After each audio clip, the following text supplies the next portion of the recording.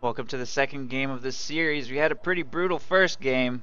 Game 1, 45-minute slugfest. We saw Vet 5 Jagdpanzer, Vet 3 IS-2 with 75 plus kills. The Panther didn't make it too far. Pack 43, we saw it all. We saw all of the shock rifle versus fortifications meta last game. It is apparently alive and well, even in this patch, which, I mean, that meta, by the way, has shown up in the finals of every tournament I can even think of. Volkswagen Starcross Cup 2. Starcross Cup 1 was a 2v2 tournament, so that doesn't really count. And it's shown up in Starcross Kings many times. So it's alive and well, even in this patch. Hopefully we'll see that shaken up a little bit, maybe in the future. I don't know. It's clearly still quite popular on both sides. And it seems to be able to go both ways, and as usual, it makes for quite long games, and it comes really down to the wire towards the end, and it really comes down to map control. So here we go, Game 2, Factions haven't switched, Sib playing as Soviets in the south against Paul's Oberkommando West in the north, and instead of having any faction shakeups this series, we're going to see the exact same matchup we had in Game 1. Nobody has chosen US forces, nobody has chosen Oster, gonna be the exact same stuff. Paul going with a pretty early battle group headquarters right here. Ooh, and Sib just caught it setting up with combat engineers. That could be extremely bad if these conscripts were to ooh-rah into close range and try and finish that off or something. They're not going to, though. I think Sib probably could have destroyed that. I don't know. I'm not sure. I could be wrong. If he did, he probably would have... I don't know. I'm not sure. I think he could have destroyed that, if I'm being perfectly honest. I think if he had just run up to that with all of his conscripts that he currently has on the field, I think he could have destroyed that. Taken some manpower bleed, but, like, been off to a great start. Chose not to, though. Sib doesn't really seem to have a really aggressive style. I've noticed that. He's very much, he's quite patient. Unit preservation seems to be the name of the game. More worried about manpower bleed. And I don't know. I can never resist that opportunity. I will hurl every squad on the map. I will just box select every single unit and right click that thing if I catch it under construction. That's just me. That's my style. And, I mean, Sib definitely saw that. He got into that building to secure himself vision of the area. And just chose not to. He's now going to be engaging against Paul here at close range.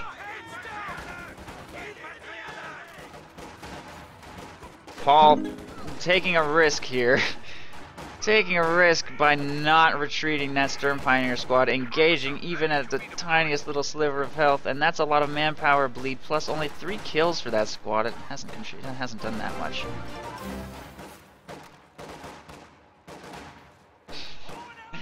Thank you, Polak, for your generous donation. I fully intend to keep it up. I'm absolutely going to keep on doing what I'm doing. Thank you for your support. I'm very appreciative. Thank you, everybody, for your donations today.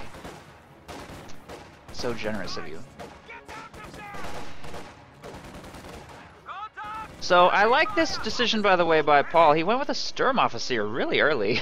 That was his 3rd unit. He went Volksgrenadier, Sturmoffizier. Nice pickup right there, too. He just wiped the combat NGs. The accuracy boost on those Sturms from the Sturmoffizier is going to help them against units in buildings. And we have 1 squad of Volksgrenadiers dedicated to harassment there on the left. 2 west-facing windows in this building, by the way, so for engagements between these houses, the yellow one clearly has the advantage with 4 east-facing windows. And the north-facing windows apparently can also engage, so 5, I think, potentially, windows engaging against this, which only has 2 west-facing windows. But Sturm Pioneers will pull ahead regardless, force those conscripts to reposition. Pretty lethal early game. That's a 5-minute 2 CPs right now. I mean, like, what kind of kills are we looking at already? 10 to 20, wow. Sib kind of engaging poorly. 20 model losses for himself, only 10 inflicted on Paul. Paul now fielding Fusiliers, so going with a pretty different strategy from Sib. He's going to go breakthrough against Sib's, whatever he chooses, shock rifle, guard, motor, or lend-lease. Or no, tank hunter. I I always get those mixed up. They look similar to me. Tank Hunter. That could be interesting to see. Supposedly, it's a little on the strong side. I'm not sure what I think about that. The only game I've cast of Tank Hunter Tactics so far has lost to OKW, which is supposedly what it's so strong against, so I don't know if I think that's overpowered or not. I'm curious to see that. Late retreat on those Folks Grenadiers. What was that? The conscripts just walked up and killed them. Oh no. They weren't upgraded or anything. It's pretty cheap to replace. Kind of early for that expensive loss, though. That hurts. It really does. Fortunately, Paul has also inflicted some losses on his opponent. Paul's still quite in the lead for manpower, unit kills, losses, so losing that full squad hurts. Not the end of the world, though. It's manageable. Wow, thank you, Basketball Dog. Thank you so much for your generous donation. I don't even know who you are. But thank you for your donation. I really appreciate it. Don't recognize your name in chat, but thank you.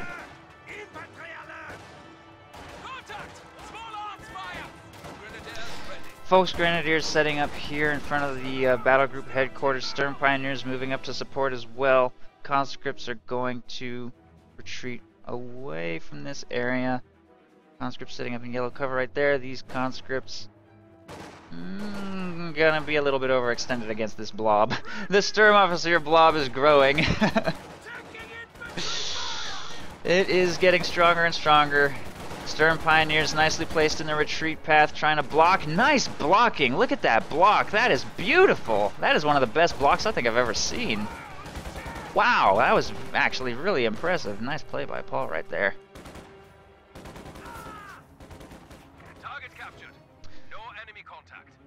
That was in a completely open field, too. I like the way he juked left and right to really get those conscripts stuck. This is it.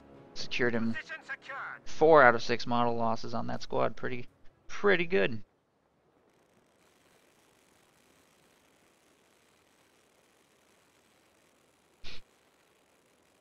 Folks Grenadiers back to full strength.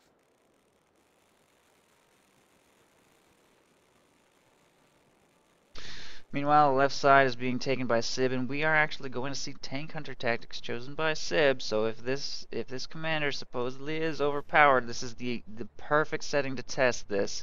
2 very highly skilled players, Angoville, competitive setting, tournament rules in place. Let's put this theory to the test. Let's see Tank Hunter Tactics really used at the highest level. I'm very curious to see how this is going to work out. Sib throwing 3 PTRSs on those conscripts already.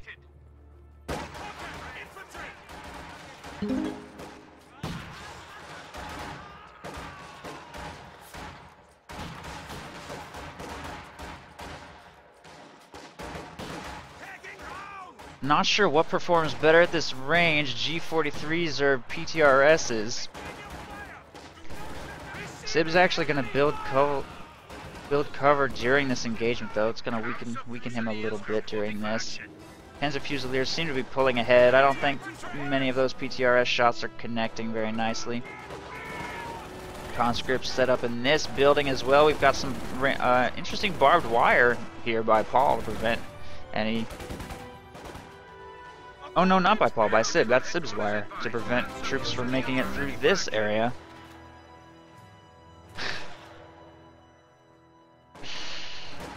Come on, guys. Don't make fun of Dane in my stream, though.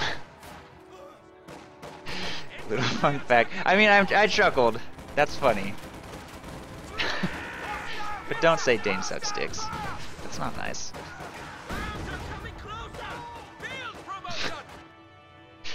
But thank you for your donation. I appreciate it.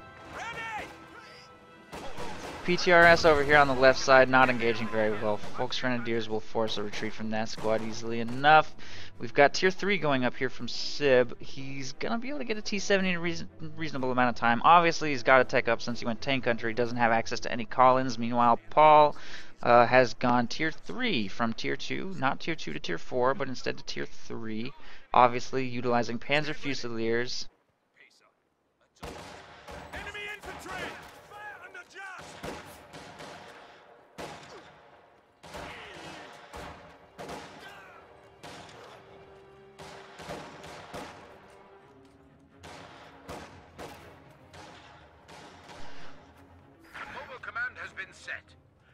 automatic post is now in operation.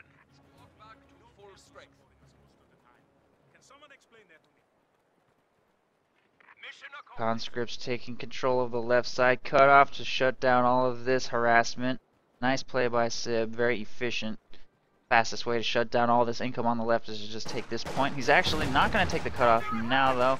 He's peeking around the corner to gain vision, I guess, see what's going on over here. He probably has spotted that tier 3, by the way, so he knows that's on the field.